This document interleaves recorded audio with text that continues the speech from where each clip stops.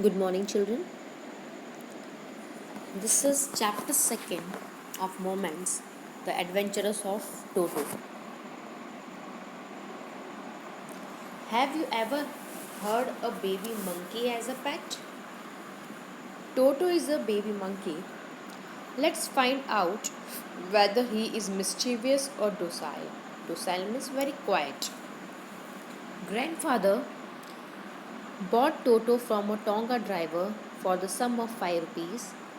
The Tonga driver used to keep the little red monkey tied to a feeding trough, and the monkey looked so out of place there that grandfather father decided he would add the little few fellow to his private zoo.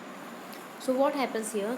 Grandfather just bought Toto, a baby monkey from a Tonga driver, and he thought that he's going to add this monkey to his private zoo. Toto was a pretty monkey. His bright eyes sparkled with mischief beneath deep set eyebrows, and his teeth, which were a pearly white, were very often displayed in a smile that frightened the life out of elderly Anglo Indian ladies. But his hands looked dried up as though they had been pickled in the sun for many years.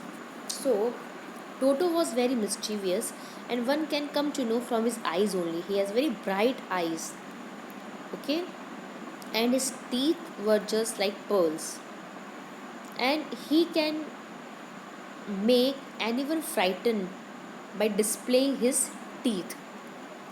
And his hands were really very dried up, very black, okay, as one has just dried up in the sun for many years.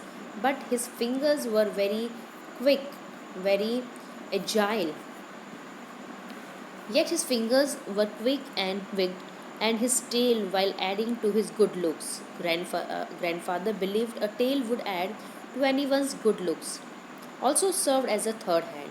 So his tail was just adding to his appearance, to his good look, and it also helps him as a third hand. He could use it to hang from a branch, and it was capable of scooping up any delicacy that might be out of reach of his hands. So yeah, his tail was really very useful to him. He could use his tail to hang from branch when his hands are not able to reach any delicacy, any food. At that time, his tail, which was very long, just helped him to get the things. Grandmother always fussed when grandfather brought home some new bird or animal. So grandmother was very much fussed.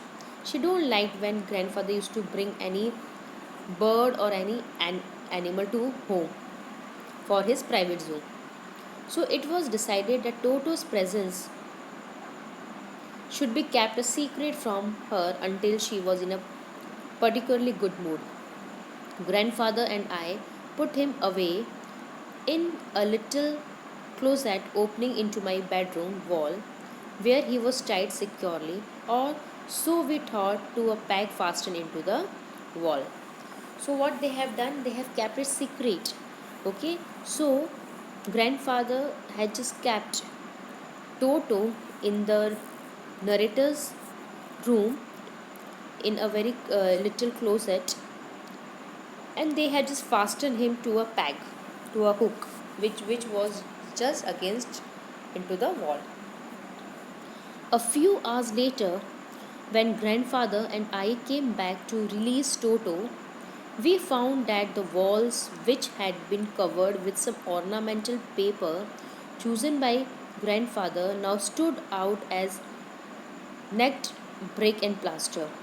So what happened when they came back few hours later, grandfather and the narrator, what they found, that the room was totally a mess.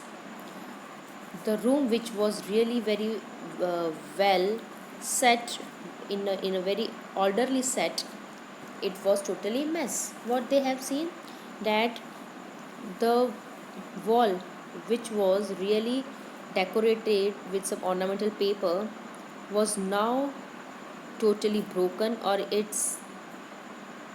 don't have any plaster on it, and the bricks were visible.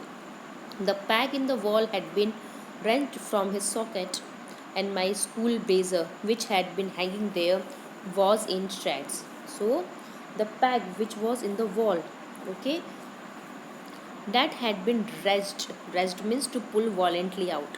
So, that was really pulled out very violently by Toto, and his school blazer, which was very whole, was into small pieces.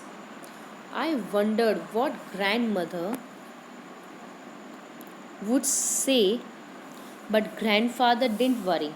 He seemed pleased with Toto's performance. So the narrator was very much worried that how the grandmother is going to react.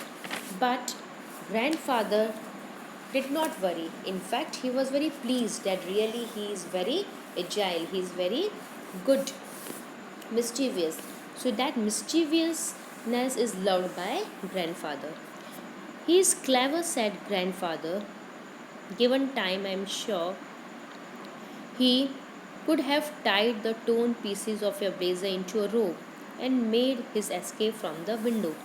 So, what the grandfather told?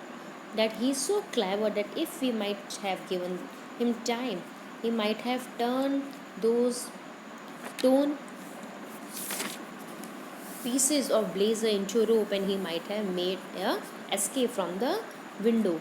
So the grandfather was very much happy to see his intelligence, that he is really very intelligent. His presence in the house still a secret, Toto was now transferred to a big cage in the servants' quarters, where a number of grandfather's pets lived very sociably together: a tortoise, a pair of rabbits, a tame squirrel, and for a while my pet goat. So now afterwards, what they have done, they have just kept Toto a secret, and then Toto was being just transformed to a mini zoo where many other animals were also living very socially, very friendly. And who were those animals?